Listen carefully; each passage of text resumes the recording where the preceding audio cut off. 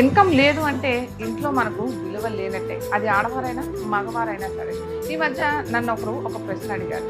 నా బిజినెస్ చాలా బాగున్నప్పుడు అన్ని రిలేషన్స్ కూడా నాతో బాగానే ఉన్నారు. కానీ ఇప్పుడు నా బిజినెస్ లాస్‌లోకి వెళ్ళేసరికి నా రిలేషన్సే కాదు, నా ఇంట్లో వాళ్ళకి కూడా నా మీద ప్రేమ కానీ, గౌరవం కానీ లేదు అని అంటున్నారు. నిజానికి ఇది మీ ఒక్కరి ప్రాబ్లమే కాదండి. Universal problem. ప్రతి ఇంట్లోనూ జరిగే నిశ్శబ్ద యుద్ధం.